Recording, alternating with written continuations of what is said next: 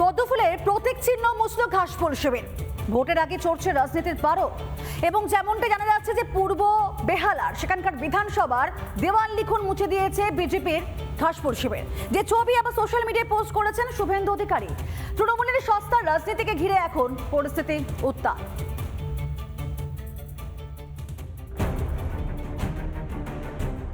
সাদা দেওয়ালে পদ্ম প্রতীক, পাশে লেখা বাঁচতে চাই বিজেপি তাই। সেই পদ্ম প্রতীক কিভাবে ঢেকে দেওয়া হচ্ছে দেখুন। ছবিটি খাস দক্ষিণ কলকাতার বেহালা পূর্বের 122 নম্বর ওয়ার্ডের ঘটনা।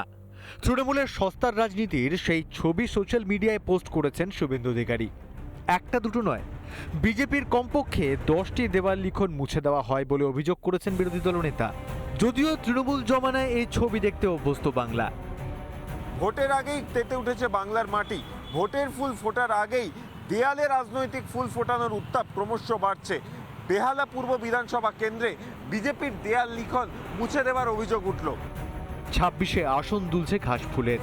গেরুয়া হাওয়া বুঝতে পেরেই কি বিজেপিকে সব দিক দিয়ে রোখার চেষ্টা? বুঝতে পেরেছেন 26-এর নির্বাচন তাদের বিসর্জন নিশ্চিত, আর সেই কারণে তাদের শেষ অস্ত্র হিসেবে ভয় দেখানো, হুমকি দেখানো, সন্ত্রাসের রাস্তা দিয়ে তাতেও কোনো কাজ হবে না। কারণ সনাতনী বাঙালি এবং রাষ্ট্রবাদী মুসলমানেরা একযোগে ঠিক করেছে এই সরকারকে বিদায় দেবে। 90 দিন পর এই সরকার থাকছে না। হুমকি, পেশি শক্তির আস্ফালন, গুন্ডামি, তৃণমূলের রাজত্বে এসব এখন জল ভার। আর ধমক চমক, মার ধরে কাজ না হলে একেবারে প্রাণে মেরে ফেলার চেষ্টা।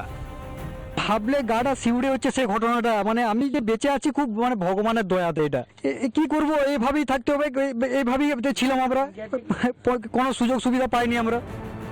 বদল চাইছে বাংলা, দুর্নীতি থেকে বাঁচতে চায় বাংলা। এই বাংলা সম্মান নিয়ে বাঁচতে চায়। 34 বছরের বাম শাসনকে উপড়ে ফেলেছে এই বাংলা। এবার বাংলার মনে বদলের ভাবনা, স্বপ্ন দেখাচ্ছে বিজেপি। এভাবে কি বিজেপিকে রুখতে পারবেন মাননীয়া? রিপাবলিক বাংলা। নানা ধরনের কন্টেন্ট দেখার জন্য লাইক করুন, শেয়ার করুন আমাদের ফেসবুক পেজ, সাবস্ক্রাইব করুন আমাদের ইউটিউব চ্যানেল। পাশাপাশি অন্যান্য ব্রেকিং নিউজের জন্য অবশ্যই চোখ রাখুন রিপাবলিক বাংলায়।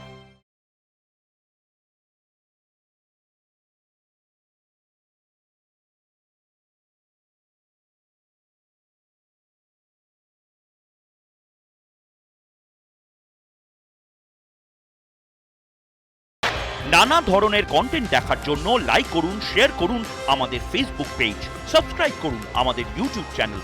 পাশাপাশি অন্যান্য ব্রেকিং নিউজের জন্য অবশ্যই চোখ রাখুন রিপাবলিক বাংলায়।